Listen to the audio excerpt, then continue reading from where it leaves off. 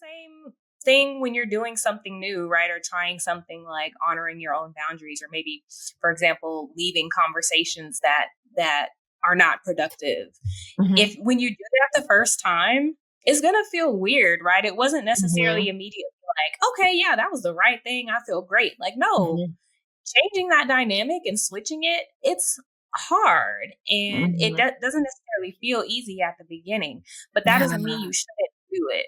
Yeah. And I think that's the place that I got to when thinking about these hard and challenging experiences, because I have to look at the root. Like, ultimately, I'm doing this in service to myself. And I know that I can be confident in that. So even when the feelings are hard, they may not match up yet, I can be confident that the things that I'm doing, they are ultimately going to benefit me, even if it feels uncomfortable. And so that's something I would encourage people to say, like, if you're on this journey of figuring out how to care for yourself, first, like, try to start small and understand and sit with the feelings of discomfort and think about, why are you feeling discomfort? You know, is it because it's something new? Or is it something that's harmful and maybe it didn't work and maybe you need to switch it up, you know? But if it's just because it's weird and it's new, then, you know, maybe think about that. Think about how to sit with that discomfort, right? As you're changing your mind, because it takes time.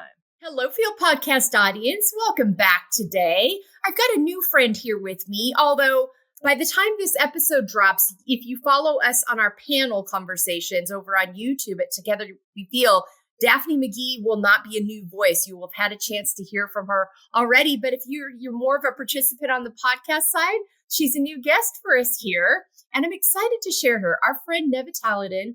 Neva was the editor of our book, Embracing Layers Unapologetically. She's also been on our platforms with us on panels and our 2024 radio show. She reached out to me and said, oh my gosh, I want to introduce you to Daphne McGee. I'm working with her on her book, and she would be a great fit for your platform. Her voice needs to be heard. And so whenever Neva reaches out to me with these voices, I'm always excited to meet with them, because she's so plugged in to these women who have these stories to tell and these experiences and resources to share that we need to know about and we need to be talking about. So that is how Daphne and I connected. We then got on a Google Meet, talked more, I knew immediately it was a great fit. And I'm like, how can I plug you in? Panels, podcast conversation, all the ways. So I'm so happy to welcome her with me here to the F.E.E.L Podcast today. She describes herself as caring, warm, hospitable, and brave. Daphne McGee, welcome to the F.E.E.L Podcast. Thanks so much for having me. I'm excited to have another conversation with you. I am too. I'm really looking forward to it. All right, let's get right in. Talk to me about prioritizing self-care in your life and what your journey has been with that, because you've had a journey. Yeah, so I'll say self-care for me and prioritizing that is a relatively new concept. I grew up in the Baptist church in Texas. I'm from Texas and still living in Texas, so the Bible Belt.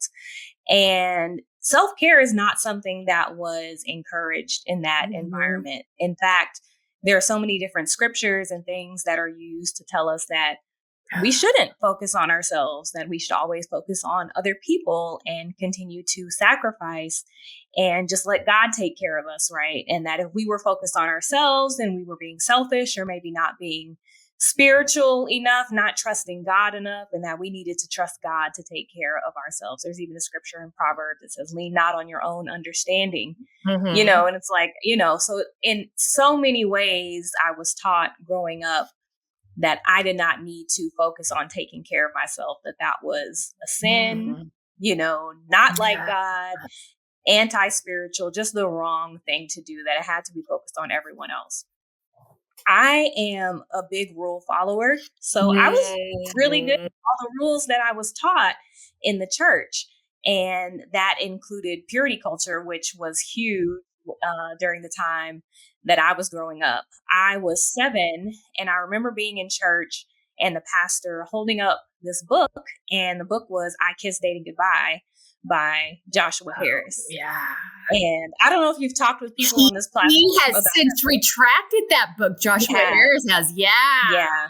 Yeah, he since retracted the book. For those who are not familiar with the book or the content, essentially the idea is that dating is bad because ultimately the goal of marriage is to honor God. And so you need to be in an intentional courtship process to be figuring out if you're going to honor God together with this person, right? So that means you shouldn't be kissing, definitely not having sex, right? None of that honors God, because I was taught, again, like sex is supposed to be for marriage between one man and one woman, and that's it. And outside of that, it's a sin.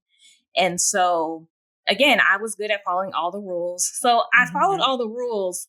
And in terms of dating, I just didn't date growing up. My dad also didn't allow me to date. He gave me that Joshua Harris book, again, when I was 7, and another one that he published later.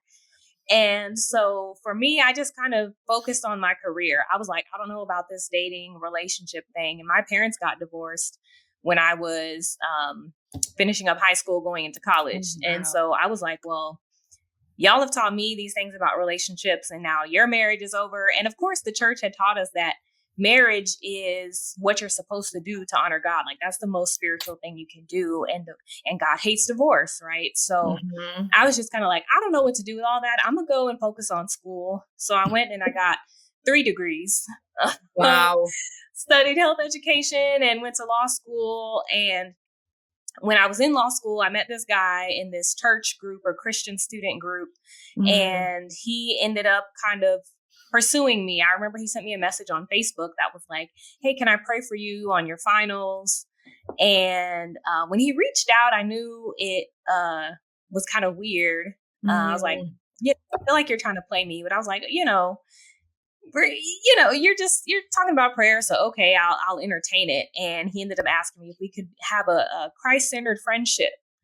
And I'm like, again, you're just throwing these words around. But, I was like, I kind of wanted some attention from a man. And so I'm like, I'll entertain it. Long story short, I ended up marrying this man. And it turns out to be an emotionally and spiritually abusive relationship. I found out that maybe like 6 months into the marriage, I had been experiencing some confusion and just like weird things, not feeling happy, but I didn't know it could fit into that box of, emotional and spiritual abuse, probably about until 6 months into my marriage. Wow. And I ended up staying in that marriage another 2.5 years after I found that out. Because again, with the spiritual conditioning, I was like, well, I followed all the rules. I was always told if I follow the rules, then, I would get loving marriage, great sex, all the things. And so I'm like, okay, well, like God can change him. I entered into this with a pure heart. So like God should definitely bless me, right? Again, that idea of like, I don't need to take care of myself. God's going to do it, or somebody else is going to do it. And so ultimately it got to the point where I saw like, hey, I'm responsible for this, but also I don't want to believe in a God who is okay with me being abused in marriage. And so ended up getting divorced. And for me, that was my probably first like really biggest act of self-care was saying, hey, I'm going to be responsible for caring for myself. Thinking about my spiritual health as well, and thinking about who is the God that I want to believe in. Do I want to believe in a God that is okay with me being abused, or do I want to believe in a God that wants me to seek health and safety and care?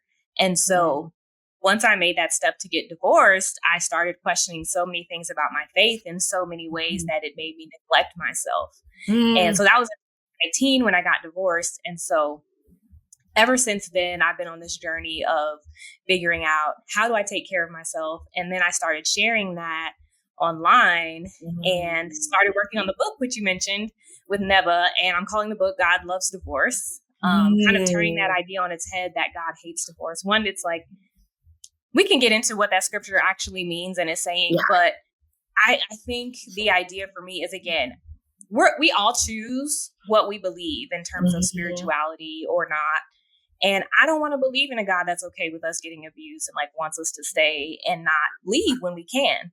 Yeah. So I would say the biggest like self-care for me started with my divorce. Wow. You said so many things. I grew up in the Mormon religion. I left the Mormon religion in college, And then eventually my husband left Catholicism. We got married to each other. Once our kids were born and they were getting into school age, we thought, well, maybe we should get them in some kind of a church tradition. So we went the more kind of non-denominational evangelical route. And then we left that in 2020, all over a period of years because of so many things you said. The Western church is very well known for taking the parts of the Bible that allow them to have power, control people and scenarios, and weaponize it. And they don't get into the full meaning. And let's not even, this is a whole conversation, but the Bible itself is only got excerpts from men in it. There are stories about women, but there's nothing by a woman because it was decided by a group of men, close to a couple of thousand years ago now, that those women's voices wouldn't be allowed in. So there's this whole narrative around the Bible being this untouchable piece of God, in voice of God. It's about God from many men's point of views. But then there's a whole other narrative in it that is treated as holy, that is a narrative of the culture of the time. And so once I started unpacking all of that, my family did, my daughters did, because we all been through these experiences of what these teachings, the harm they had done to us. I mean, what I was and wasn't told about sex did a number on my own relationship with myself and how I was able to engage in my marriage for years. I mean, there was just so many layers. So I am so happy that we're starting to see more women talking about this and the harm that it's doing and the misunderstood messages and the reality of, I'm much like you. I'm like, my issue, people are like, oh, you walked away from all this. I walked away from the man-made weaponized narratives that were not serving me, that kept me feeling not enough and anxious and dirty and, broken for so many years. And I equated myself with the woman and the person that the loving God I believe in created me to be. And I'm finally being allowed to show up as that. And trusting that it is up to me to participate with God in who he designed me to be. And so you've laid that out in your journey so well, but there's just so many different lanes and ways we could go. But this whole idea of self-care being selfish and taking care of ourselves and filling our cup, it's like, even the Bible says rest on Sunday. That's for everybody. But there are women across America cooking up a storm and cleaning up and prepping up a storm for their families after church on Sunday, not to mention all the work they did for church. They're not resting on Sunday. There's just there's so many mixed messages and messages that are used to weaponize. And it's so sad because we're seeing it leak into so many spaces and places now, into our schools, into our government, into all these things. And it's like, oh my gosh, this just continues to hurt women.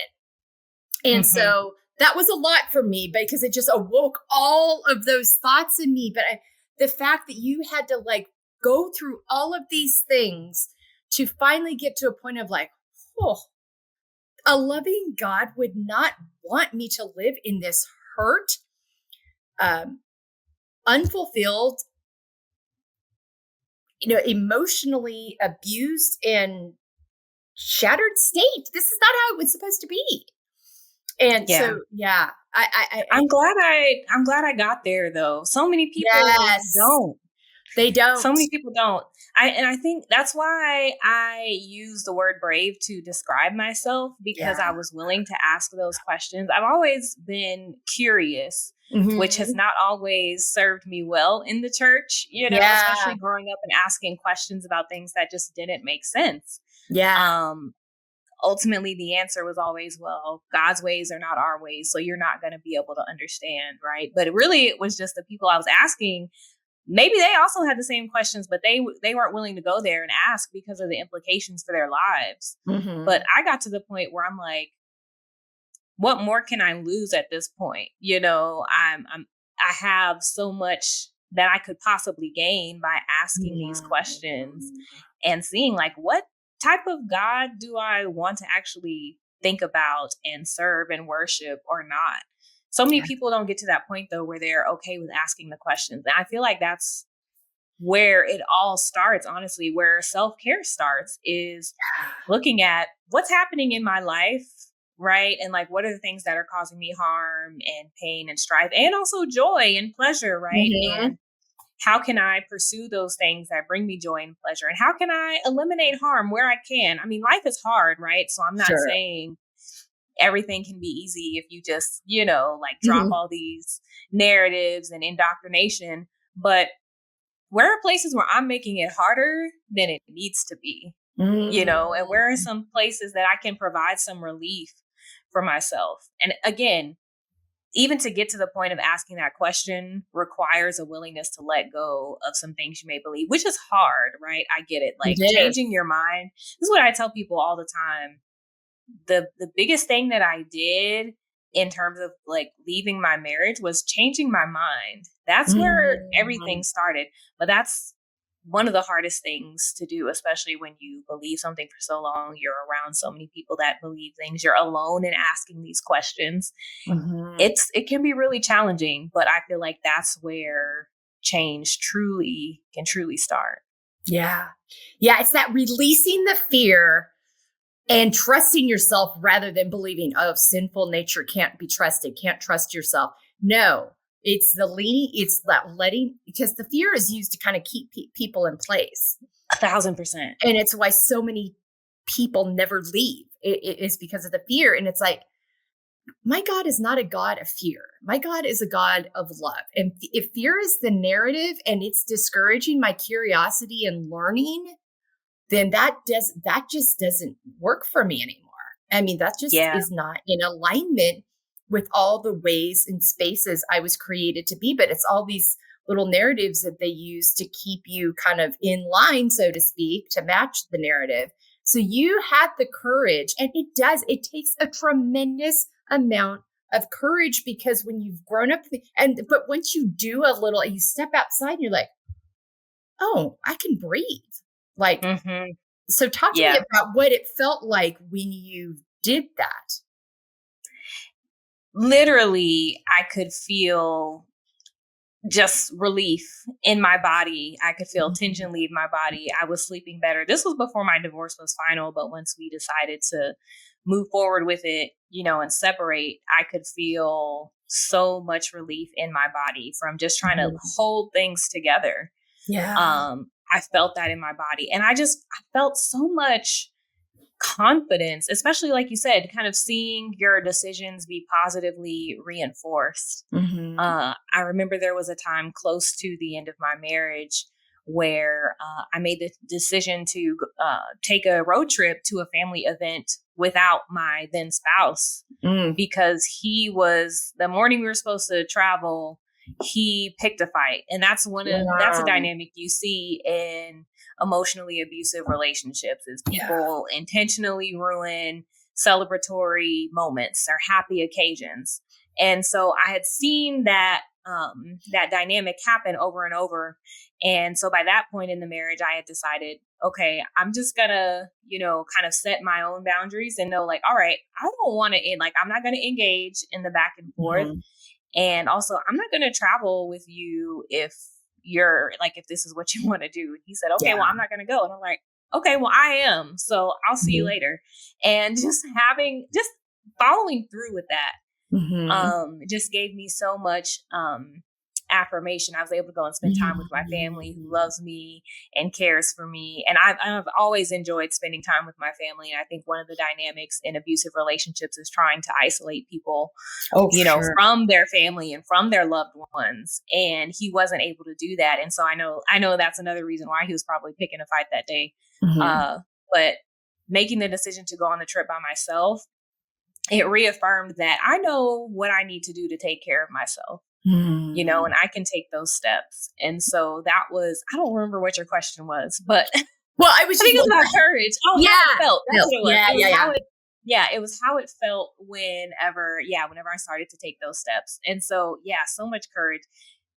When you take steps in the face of opposition, and I say opposition, but a lot of times when you think about it, sometimes people are just like talking. It's just kind of manipulative, but you can just take the step, and it's like, I know there are situations where people are like physically abusive and people are physically restrained and things like that, right? Not discounting those dynamics, but that wasn't the case with me. The opposition was all from him and, people at my church that would say, marriage is supposed to look like X, Y, and Z. Taking that step forward, getting that courage and confidence when other people wouldn't, it gave me so much of a boost of courage and confidence to continue taking steps to care for myself. I love that so much. And this really goes nicely into confidently setting healthy boundaries. That was the beginning step of that. Talk to me about that boundaries journey for you. Yeah. So during the marriage, I, read so many different books and articles and watch podcasts and things, because that's a lot of times what people do when they find themselves in this type of situation. You want to see, okay, who else has experienced this? What are some things that can help? And boundaries was something that came up over and over. And I really started to see boundaries as a way for me to honor what I need to be healthy and happy. And so once I understood the dynamic of what was happening in my marriage backwards and forwards. I could tell you, what he just said, like that was gaslighting, or that was stonewalling, or that's, I could do all of that. And so what I decided to do with that information, because initially I was trying to tell him like, hey, this is what it is. And I would try to tell other counselors, hey, this is what's going on. But ultimately they couldn't save me. Like they were the ones that have to take, they couldn't take the steps for me.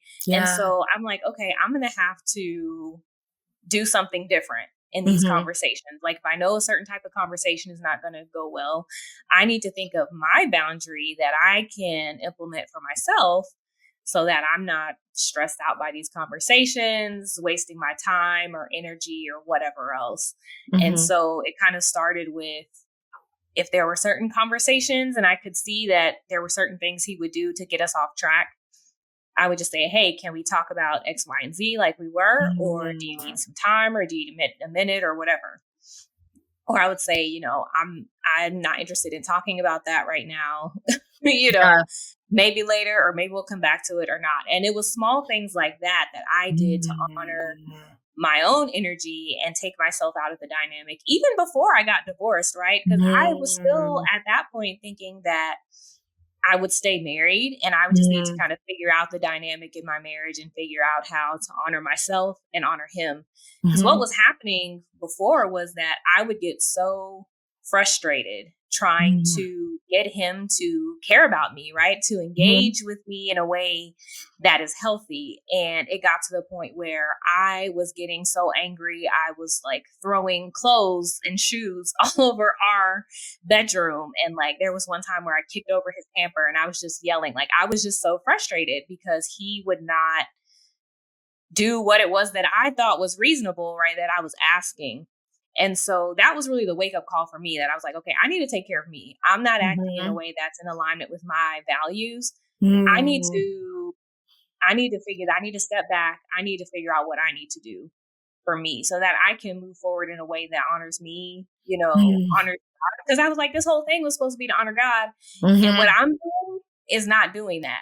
Yeah. So how do I set myself up so that I can honor myself, my values, and, my spiritual convictions. So that's why I even started to think about boundaries and removing myself from certain types of conversations. And then again, the confidence of doing that consistently, it kind of builds up to the point where, I also recognize that my spouse had boundaries, that like he didn't want to have certain conversations, right? And he has the right to do that.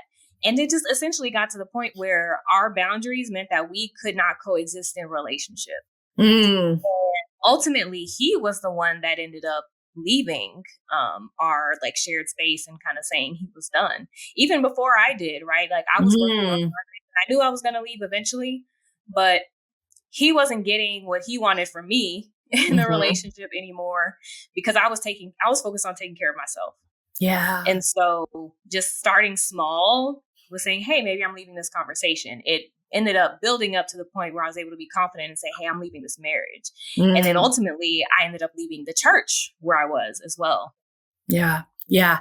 Yeah. I think, you know, when you start making those little steps and start like, oh, wait a minute, that felt honoring to me. Then it kind of gives you that little boost you need to take that next step forward and to continue to trust yourself. You build on those things over time. Thank you so much for sharing that. I think it's so important to kind of hear that in that palpable way of like over time, just starting to do these things. But you said something so important about you're in this situation that was supposed to be honoring God, but you knew you weren't honoring God or yourself and honoring or my spouse, right? Like yelling at him, throwing things around the room. Like that's what, you know, why am I trying to get him to do certain things? And that's how I'm behaving.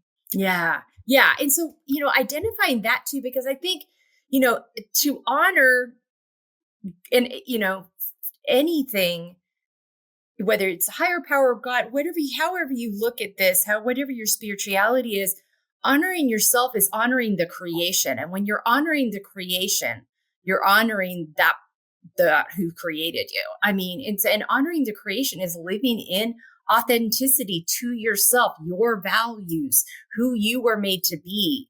And when you step outside of that, you know it, you feel it, but you also like, wait a minute, this is not matching the script. So something has went awry here. And you trusted that and continued to follow that path. And I'm so amazing that you were able to do that because again, so many women that I've known through the years don't. They feel stuck.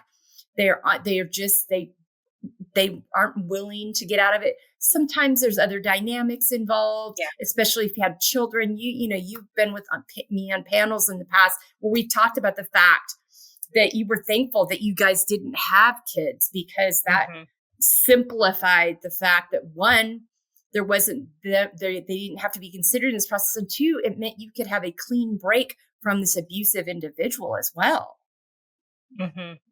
Yeah. And one thing I want to say is I don't want to make it sound easy, right? Like it's a hard process to start to do something new. And there's psychological reasons why that is, right? If you're, I think it was a therapist who helped me with this analogy. Kind of if you're always driving a certain route home and then you try to like say that ramp is closed and you have to take a new way home, it feels weird the first few times. And then you kind of get familiar. And then, you know, as time goes on and you continue taking the new route, it's second nature, right? And it's just what you're used to. It's the same thing when you're doing something new, right? Or trying something like honoring your own boundaries, or maybe, for example, leaving conversations that are not productive. If when you do that the first time, it's going to feel weird, right? It wasn't necessarily immediately like, okay, yeah, that was the right thing. I feel great. Like, no, changing that dynamic and switching it, it's hard. And it doesn't necessarily feel easy at the beginning, but that doesn't mean you shouldn't do it. Yeah. And I think that's the place that I got to when thinking about these hard and challenging experiences, because I have to look at the root. Like ultimately, I'm doing this in service to myself. And I know that I can be confident in that. So even when the feelings are hard, they may not match up yet, I can be confident that the things that I'm doing, they are ultimately going to benefit me, even if it feels uncomfortable. And so that's something I would encourage people to say, like, if you're on this journey of figuring out how to care for yourself, first, like, try to start small and understand and sit with the feelings of discomfort and think about, why are you feeling discomfort? You know, is it because it's something new? Or is it something that's harmful and maybe it didn't work and maybe you need to switch it up, you know? But if it's just because it's weird and it's new, then, maybe think about that. Think about how to sit with that discomfort, right? As you're changing your mind, because it takes time. Yeah, that goes beautifully into, making that connection between our mental, emotional, physical, spiritual health. They're all connected. And you made such a good point. So many times when we make shifts in our lives and we're unlearning things that have not been serving us, our nervous system equates, familiarity with safety. And so we might feel a little ajar for a while as we're making those shifts. And it kind of continually, you have to remind yourself of, when you feel ajar, so many times we just assume, oh, that must mean I'm doing something wrong or bad. And we go back to the other way. And instead of like, no, I'm relearning and unlearning some things. And my nervous system just needs some time to get used to this. And it takes a lot of inner talk and like, no, so I think it's so important to break that down and to, and that realization as you're making these shifts. But talk to me about your realization of this mental, emotional, physical, spiritual health connection in your own life. Yeah, I would say a lot of making the connections actually came after I got divorced. I think the changes I was making when I was married was more so for survival, right? I was like, I need to be able to get through the day and not be stressed out or discombobulated because we had this strange, confusing, weird conversation. And so it was more so for survival. And then once I ended up, I told you when we initially separated, I could feel in my body that there was relief, right? There was tension released. It's also interesting, there were some different kind of health issues that came up. And I've since learned that that's because my body was in a place of safety to actually alert me to some things. Yeah. But I would say even initially after I got divorced, I wasn't necessarily thinking about the connection with my body because again, there was still some indoctrination that I was working through and still will probably always work through around caring for my body. There's some very negative messages about the flesh, quote unquote, that are part of this, that really toxic theology that tells us our flesh is sinful and we need to die to our flesh and crucify our flesh. It's just so violent. Yeah. And it's not even thinking about, caring for ourselves and understanding like our bodies are telling us things and giving us messages and clues and hints and things like that. And so once I left the marriage and the church, I was able to really focus on myself and focus on, kind of moving my body in ways that felt good. And really just understanding, hey, if I'm feeling something or, that could be an intuition, something like that, that is it's all connected, right? That like anxiety can turn into headaches and like tension in my shoulders and just like understanding how that all works together and embracing that versus trying to deny that and ignore that like I was when I was heavy in the church and in my marriage. It's something that we all have to figure out. And it also changes as you get older, right? Like your body does different things and you have to figure it out. But for me, I had to be free from that harmful environment to be able to listen to my body and just explore and like be okay with my body, be okay with it. Yeah. Yeah. And that realization when my body was not created to work against me, my body was created to work for me. She was designed to give me clues and let me know when things needed to be tended to and things needed to be addressed. In this whole idea of moralizing all of this in a way that's so harmful and putting these negative, positive, sinful, holy connotations on it just confuses the whole thing of what the body was actually designed to do and all that she encompasses and the potential she has when you are allowed to breathe freely and allow and listen to her and pay attention and trust those things. Yeah, for sure. And it's a journey for sure. But I just enjoy that I'm not cutting any part of myself off now, right? I have access to so much wisdom and information from my body and I don't have to ignore it anymore. I can take that and make changes as I need to.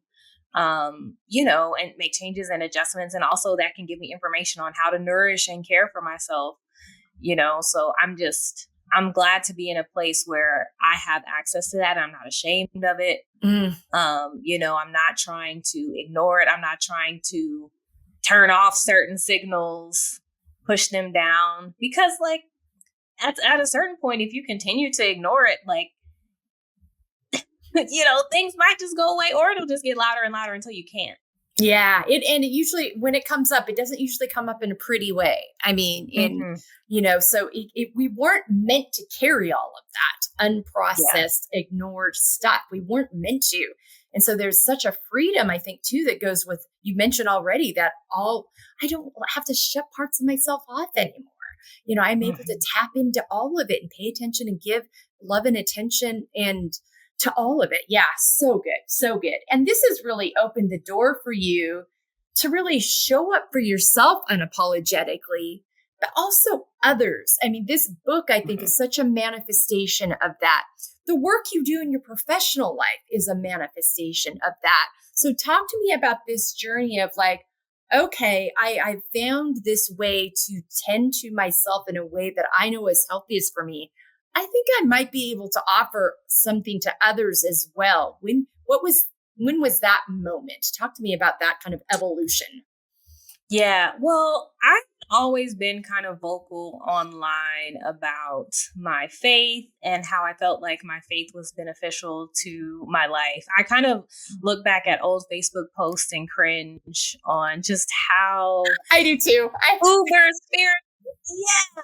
They were so over spiritualized, and I'll see posts about, oh, praise God, I got scholarships to law school, and it's not my work, but God's work, and glory to God. I'm just, so I was so vocal, and people from my churches growing up that were on my page, they'd, be like, oh, we're so proud of you. We knew you were always going to do great things, blah, blah, blah, X, Y, Z. And so I'd always been super vocal about that. Even when I got married, I was like, hey, look at this gift. I followed the rules and I got this gift of getting married. And then I'm like, oh, this is not the gift that I thought it was, right? No, it doesn't feel like a gift at all. Didn't feel like a gift at all. And so it was kind of natural for me to start sharing my journey. So it was, I got divorced in July of 2019. And then in September, I just shared a post that said, hey, like my marriage ended, like I'm okay, but I learned a lot and I want to share, some of the things that I've learned. And I would just, that's when I kind of started to share different content from other creators about like spiritual abuse, emotional abuse, different toxic theology that can perpetuate abusive environments. And then maybe the next year I was like, let me just kind of share my story and what I went through. So I wrote a blog, and I've always enjoyed kind of writing and sharing things that way and being creative in that way. And so that was fun for me. I did that for me. I was like, I think this would be cool to synthesize the experience in that way. And so many people, it resonated with so many people who I didn't even think, because you never know what people are going through in their marriages, in their homes, things like that. And so many people reached out to me, publicly and privately about how my story resonated with them. And I knew at that point, I was like, this is probably going to be a book, and I want to share more. And I'm glad that I didn't write it immediately, because I've learned so much even since I started. And so, I'm still working on the book. My goal is to finish it this year. Well, actually, by the time this comes out, maybe I'll be done with the manuscript. Hopefully, we'll see. Okay. The writing for me is, it's not just for other people. Again, it's something that I really enjoy, but I've learned that a part of self-care really is community care. I can't be good if the people around me aren't good, and it's not just, I'm not learning this just for myself. I'm learning this to share. And the book for me is something that I wish I had when I was in my marriage. The title alone, I know will make some people kind of cringe. God loves divorce, right? I know I would have. If I would have given it to myself 7 years ago, I would be like, what? But I'd also be curious, like, right. How can you say that? And so I'm writing essentially as something that I needed. And I know that so many people are in the same situation, or similar situations, and maybe want to ask the questions, but don't feel the bravery to. You can just follow my journey of asking the questions, right? And maybe I asked some questions that you were too scared to, or that maybe you couldn't get answers to. Yeah. So talk to me a little bit about the title, because I love it. I'm like, I love it. And so if you talk how you decided that, no, this is what we're doing. We're going to turn this on its head. Yeah. So I don't remember. I think I randomly said it in an Instagram post a few years ago. I had done a course or watched a YouTube video by Bob Hamp, who's a counselor in Texas. And he was talking about the scripture in Malachi that says God hates divorce and the context behind it. And essentially the context is that in that time, marriage was basically a legal process. Yeah. Because it was a very patriarchal society, and women in that society had to be married to be able to have any type of secure life. Yeah. And what was happening is that men in that society were cruel. And so they would marry women, but then they would abandon them and not give them the legal protection of a divorce so that they could seek that protection and provision from somewhere else. They would essentially abandon them with no recourse. Wow. Which that is not the divorce that we talk about in our society today.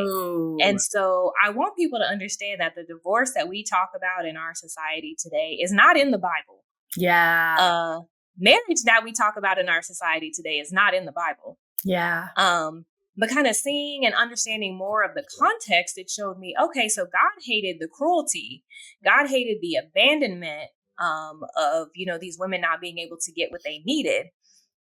And I kind of looked at the inverse, like, okay, well, if God hated that, then I feel like God would have loved something that gave them liberation and freedom. And so in that case, it would have been a divorce, right? Divorce is the process that would give these women freedom. And so I was like, well, okay, then actually God loves divorce, right? Because if we look at it as a tool of liberation and freedom, the God that I would want to believe in would love that. Would love that process. They would love for women to be able to flee abuse and oppression, and for marriage not to be used as a tool of power and control. Yeah. So ultimately I'm saying, like, the God, I don't want to believe in a God that is okay with abuse in interpersonal relationships or otherwise. Yeah. Oh, so good. Thank you so much for that. I love that so much. All right. Talk to me about the importance, because I feel like this is what you really did at the end of the day, of coming back to your why and your values. You were able to unpack and discover what your why and values were versus the things you were told they were supposed to be, but you figured out, this is not serving me. This is not healthy and well for me. So talk to me about that process. Yeah, for sure. So before the process of divorce and leaving the church, I didn't know I could have my own values. I just thought, like, I'm following the rules, right? So my values were following the rules, honoring God, not sinning, that type of thing. But what I really uncovered through the process of leaving my marriage was that I value safety and I value care. And I was able to really explore that once I left and say, hey, this is a personal value of mine. Like, I value safety and care, not just for me, but for the broader community at large, So when I see people that don't have food, that don't have shelter, that are being oppressed, I try to advocate for the abolition of those things that would cause that oppression. Yeah. And so for me, that's how I was able to come into alignment, because I was like, I was being harmed in my marriage, and that really was against my values. Looking at, like, being harmed in an interpersonal relationship. Yeah. That didn't align with my values, right? And that's kind of where some of the rub was happening for me, was like, even though okay, this is a God honoring marriage. We didn't even kiss until we got married, right? Like our wedding day was our first kiss.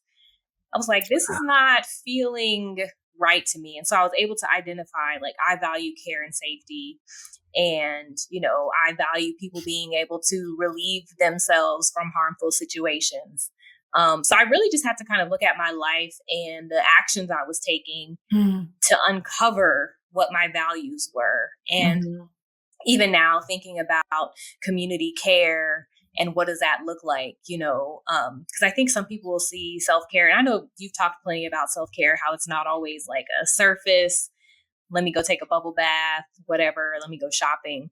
And I've really seen how even some of those things, it ultimately could be against self-care. So for me, if I value, people being free from harm, it's not self-care for me to go out and shop at a store or corporation that is underpaying their employees, that is, exploiting people overseas who are making different garments, who, it doesn't serve me to be buying clothes made of plastic that aren't going to last, that are going to pollute the environment. Like that ultimately doesn't serve me or my community. So I've been really thinking about that more broadly now. And I've seen the evolution, even just over the past 4 to 5 years, of understanding my values and how it plays out on a broader level. And I just love the freedom to be able to explore that, because honestly, if you're in these strict religious environments, you can't explore or change, right? Like the marker of being super spiritual is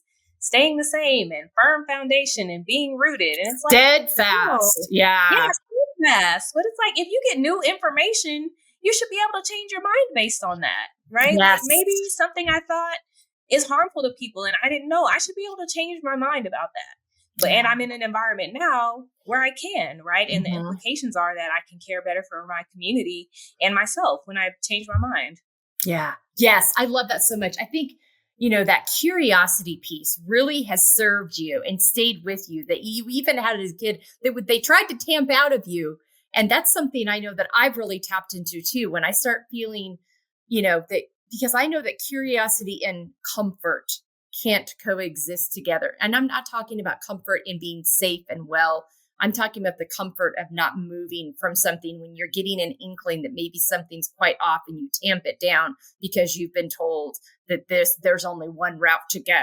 That curiosity is what allows you to learn and evolve and grow and continue to expand and be. It also keeps you out of judgment, because the thing that is so interesting to me about these dynamics in these faith spaces is they'll sit there and bang you over the head with this Bible that talks about, loving your neighbor, but it is racked with judgment about anything that's outside of this bubble of belief. And judgment is not kind. It's not loving. And so it, for me, a key turning point, and I got this from my therapist and a little bit Ted Lasso, honestly. Oh my gosh, I love Ted Lasso. He's like, be curious rather than judgmental. And so anytime I catch myself, because I know that curiosity will lead me to continue to ask questions and search for answers and be open to possibilities. And that's how we learn and grow and honor each other. We continue to learn and evolve so that we don't continue staying in the same spaces. So we can like your shopping examples are such good examples. There's different things that I know we've looked at in our family that it's like, you know what, we're not going to go there anymore because we've learned this about that company or about that CEO organization. And that's not honoring. That's not honoring to the things that we say we value. So we're not going to do that anymore. And we don't get it perfect all the time. And it's not always right. But it keeps you continually thinking and continually looking for ways you can continue to make your impact by honoring that. There's nothing more authentic than being able to do that. And so thank you so much for all that you've shared and the door that opens to this showing up in the world as the healthiest version of ourselves and of the health, because when we're the healthiest version of ourselves, it has an impact on the greater community as well. Yeah. Yeah. One thing on the judgment piece that you mentioned, that actually helps me have a lot of compassion for people who are still deeply entrenched in these religious beliefs, because I know that the judgment that is external is also very harshly pointed internal, right? And I mean, I know that because I was there. You do a number on yourself. Yes. Yeah. And so I have so much compassion for people. And one thing that I'm still working on that is so hard is like, everybody has a right to go on their own journey, think what they want to think, and believe what they want to believe. I say it's so hard for me because I'm like, isn't it clear like we should all care about everybody? But like, not everybody holds that same value, right? And I have to respect that. But I do see when people are judging others so harshly and condemning others so harshly, I know that that's an internal battle as well. And I think that, man, if we were in a space where we could really say, hey, again, going back to what I said, how are we making lives harder for ourselves? What are things we can do to eliminate some hardships in our own lives? And if that's, even thinking differently, like, what would it look like if I wasn't worried about what other people were doing in their bedrooms, as long as it's not like harmful or like illegal, you know what I'm saying? Yes! Like, what would it look like if I could just spend time nurturing my own family, nurturing myself, and letting people have loving relationships in the way that looks for them. Like, I just have compassion for people who judge so harshly, because I know that internal battle and struggle as well. Yeah. Yeah. And it's really difficult to live out of your own expectations and values when you feel the pressure of that judgment. I mean, it's very difficult to release that. And I mean, and being able to do those things is such a core tenet.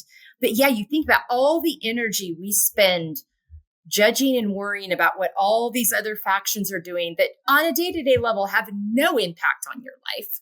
And those people aren't concerned about what's going on in your house. They just want to be able to live their lives in a way that feels authentic to them. And what if we took that energy and put it into making sure everyone was well and safe and honored and loved? I mean, but it's complex, but it's not, you know what I mean? We make it complex. Just like you said, there's so many ways we make it harder than it has to be. But thank you so much for speaking to that. And this really goes nicely into, accepting the layered aspects of ourselves, all the pieces and parts of who we are that make up our story, the parts we love, the parts we might not love so much, but and I go back to curiosity again. I had to really learn in order to really unpack the judgment and the shame and the stuffing that I was dealing with. I had to really hone in on that curiosity piece and meet that version of myself where I was at that time with that thing I was struggling with, and be like, well, given what you knew and what you were taught and who you were surrounded with and the pressures and fears you were feeling, it makes sense you made that decision. Yeah. It makes sense that you did that, because based on all of these narratives, that is, of course, what you would have thought was the next right thing to do for you. And so being able to look at it, going back to kind of what you said, it actually creates compassion, but it starts with you. I think you got to do that work on you first. And then you're like, oh, okay. And that it does extend that ability to show that same compassion to others. So talk to me about this layers part of your journey as you've been able to open up these pieces and parts and give them room to breathe. Yeah, that compassion is big. That self-compassion piece is big, because I am very hard on myself. I've gotten more relaxed and like easier and have more compassion with myself, but definitely growing up was again, I follow the rules. So it's just like very hard on myself, very strict. And like you said, I've been able to untangle things and see why I made certain decisions. Even like there were things that I knew, like, okay, like when I sent me that Facebook message and I kind of knew that something wasn't right. I have to forgive myself for like continuing to engage with him, even though I kind of knew that wasn't right, because I wasn't in a place to accept that my intuition might have been telling me something different. Because I was taught, again, don't trust your heart is deceitful, right? Don't trust yourself. Lean not on your own understanding. So even though I was like, well, I don't know, it sounds right. It sounds like it's supposed to sound. It has the right words. And so just having compassion for myself and forgiving myself for making those decisions and understanding that I get to be human, and being human means making decisions with information that I have and the context that I have and the skills that I have, and it might not always work out the best for me or, others. And so forgiving myself for that. And now, just working to stay in alignment with my values, which is, making sure that I am cared for and making sure that others around me are cared for. But that self-compassion piece is big. And that's something I have to continually remind myself just because of, who I am, my personality. It's something I have to continually remind myself for and allow myself, like, I'm human. That means I've had a lot of experiences that inform the way I do things that I do. There are things that come up even today that I realize I'm doing or thinking in a certain way because of what I learned in church, right? Just leaving the church doesn't mean the church left me, or it doesn't mean that all the things I learned left me, right? And so it's helpful when I can find ways to honor myself for making the best decisions that I could and like continuing to do that, but like that's been a super crucial part of the journey, and it continues to be, and it will continue to be, right? Like all of these experiences affect us in different ways, and we don't necessarily have to uproot everything, but I think being curious about it and how it affects us helps us go about our lives and try to make decisions in alignment with our values. Yeah, absolutely. And I think it's that realization that it took years for that conditioning to take root. It is not realistic to think that new course, it's gone. Yeah. No. There's a lot of, and it's during formative years too, right? Yes. Like again, I was 7 years old when I remember that book being held up, and just like within the church, from the beginning of my life, literally. And so not only was I in that environment for, 27, 28 years, it was during some really formative years where I was very vulnerable and very susceptible to, certain types of messaging and that fear. Like you said, can you imagine being a kid and being scared of going to hell because you lied or something? Yeah. I have friends that have left those spaces that talk about the nightmares they had, and they grew up. This one friend in particular talks about growing up in a very fire and brimstone type messaging church in Alabama, and how he lived with an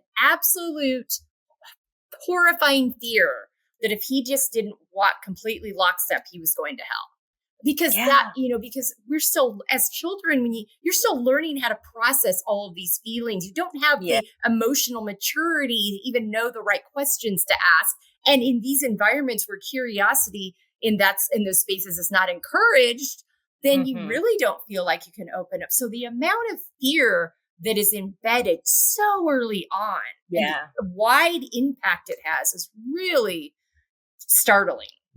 Yeah, it is. It is. And so what I've learned is to just really have compassion and kind of hold space for the impact of that. Yeah. And also having compassion for the people around me. Like my parents, they also have their own levels of exposure to different things, and they were doing their best. And, so not necessarily blaming anybody, but saying, hey, just having compassion for myself as a kid, like little me, that's something I've talked about in therapy, like what did little Daph need to hear, at different ages and things like that. Just understanding, like you said, it's layers. It's all part of me. It's all part of my experience.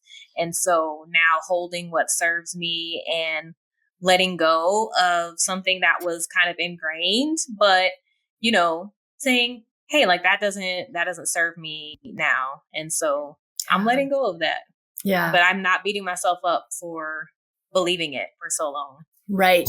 Because, and too, as different as you get to an acknowledgement and safety space, it opens the door for other things to unveil themselves. And so it's such a process. And so being able to accept that you're not just going to, I thought when I went to therapy, in 2019, the first time, well, it was my third time in therapy, but the first time in this juncture of this season of life I'm in, I'm going to go for 6 months, get some tools and resources, be healed and be out of there. Well, that is not the way it works. And so even just accepting that, because I was so focused on performing well and getting that check mark and being the good girl and making the right decisions and following the rules. I can relate to that so wholeheartedly. Being able to release and accept the nuance of life and the ability to feel multiple things at one time. And being able to hold all of that. Yeah. It's such a process. It's such a process.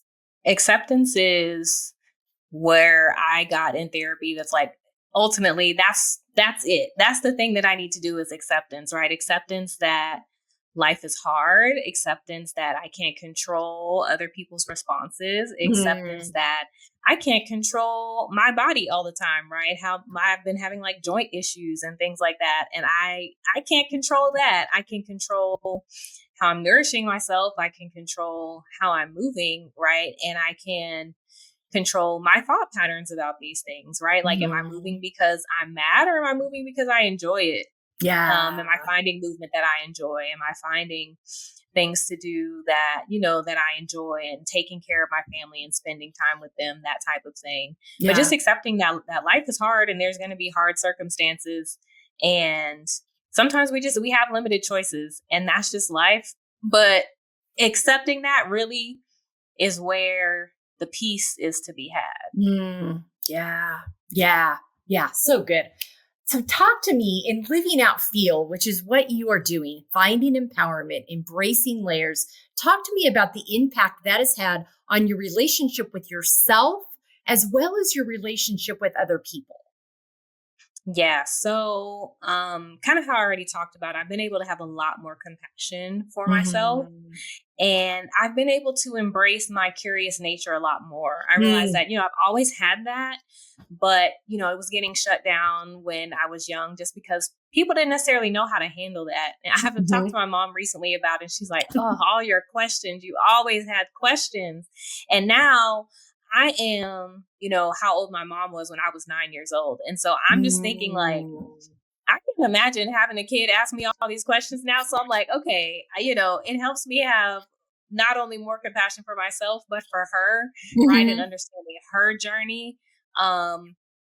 But it's also helped me in terms of having more fruitful friendships, right? Not having to be fake.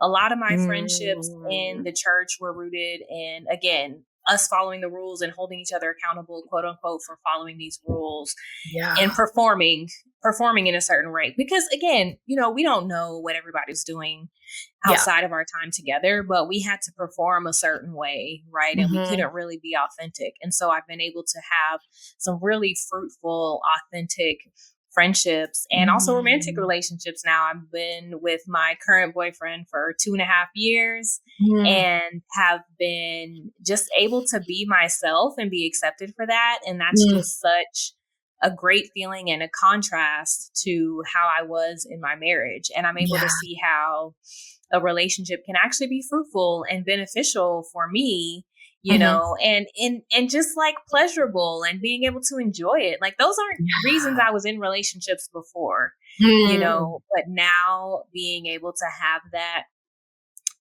it's brought a lot of joy to my life in the midst of all the hard things that are happening. Sure. Yeah. That ability to be authentic and really live in alignment with you and be surrounded by people who want that, to support that in you, that are rooting for that in you. And you have that reciprocity with each other. I love that so much. So good. Thank you so much for that.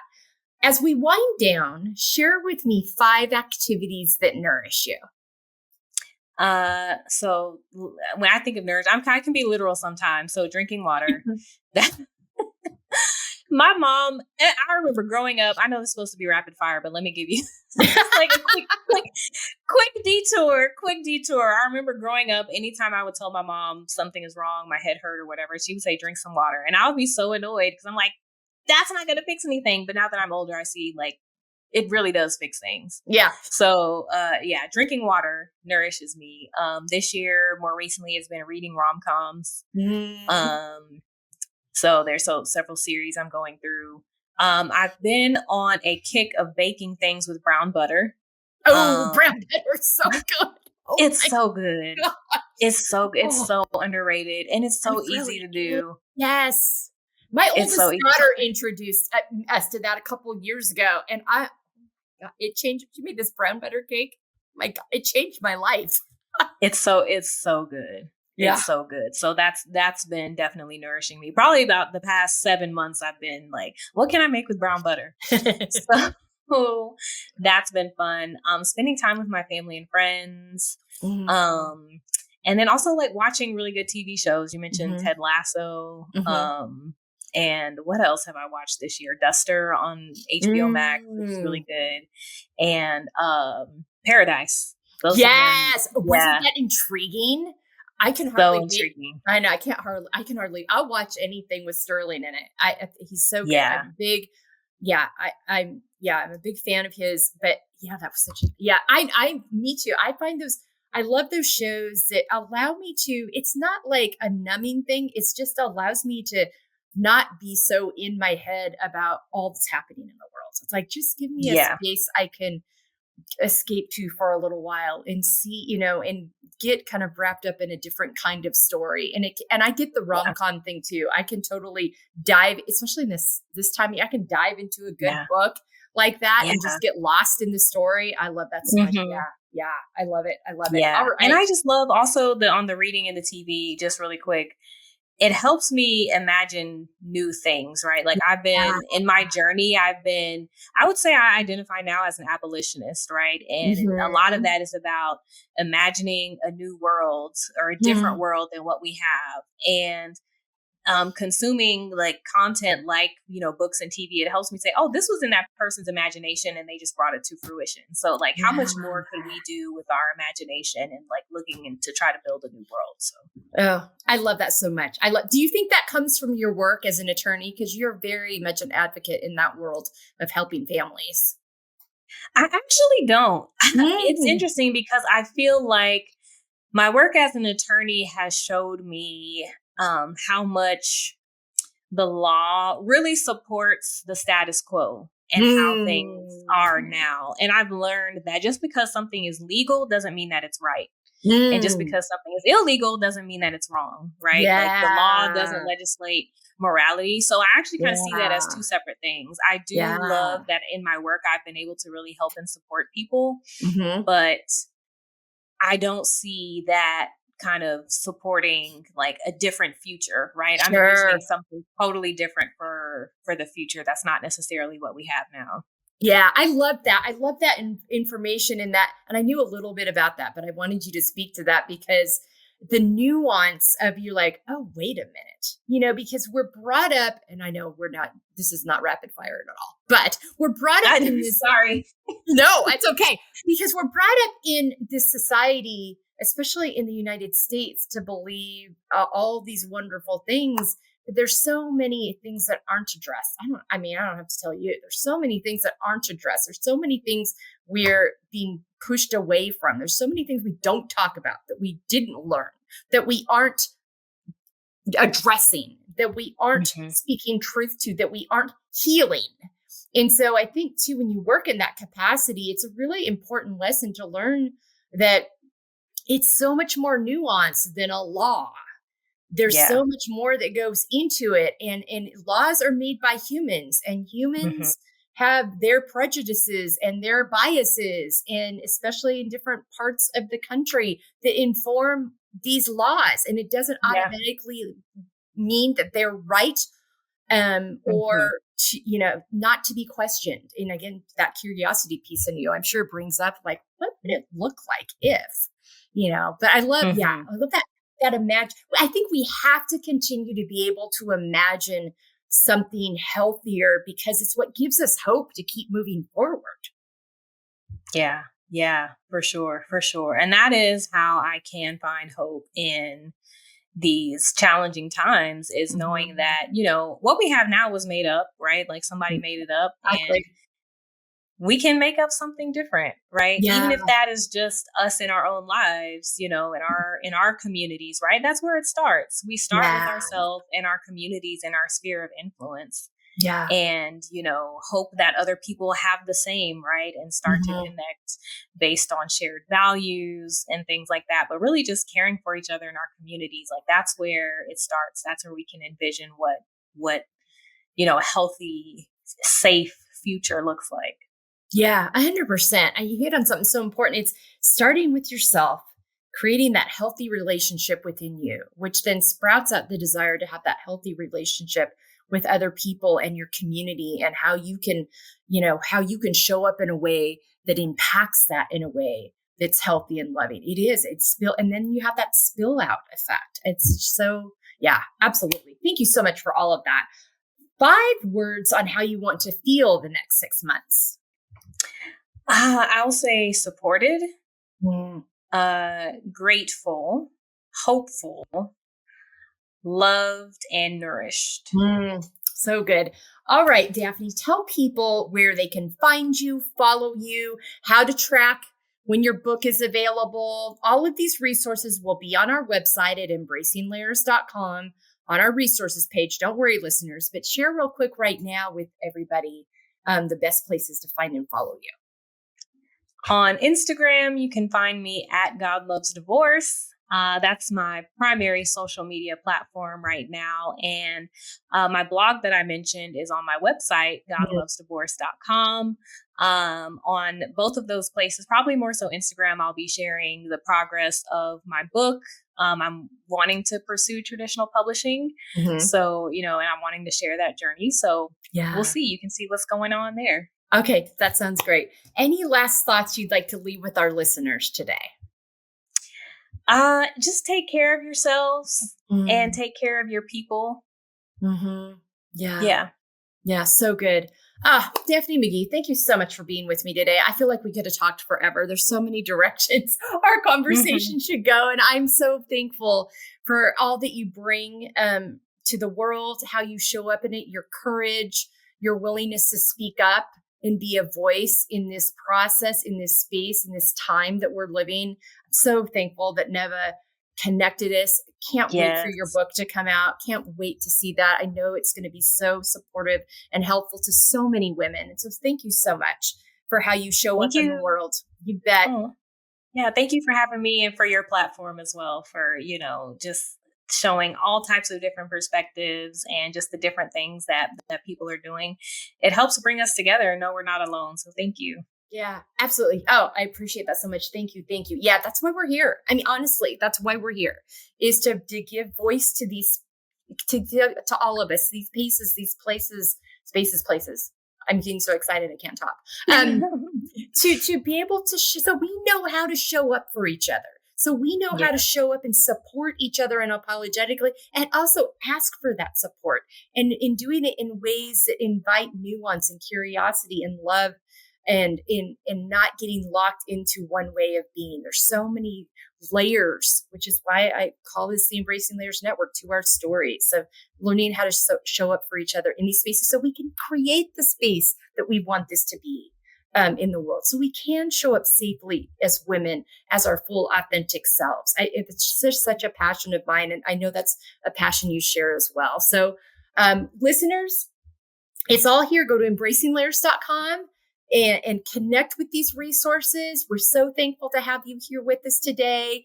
Send me messages. Go to that contact form. If there's anything else you'd like to hear from us, if you're having trouble finding any of these resources, let us know. Look out for this book from Daphne. You're going to want to grab it and read it, and probably share it with some friends too, I'm imagining. But thanks so much for being with us today. Take good care of yourselves, and we'll see you next time here on the F.E.E.L Podcast. Hello, and thank you so much for being with us today on this episode of the F.E.E.L Podcast. If you would like more information on how you can apply these talking points that I share with our guests in each episode to your own life, really utilize this F.E.E.L framework, go to embracinglayers.com, fill out our contact form, and let's set up a free 30-minute consultation to talk about how you can start living your most authentic, organic, healthy, F.E.E.L-fueled life. Thanks again for being with us today. We'll be back to you soon with another episode here on the F.E.E.L Podcast.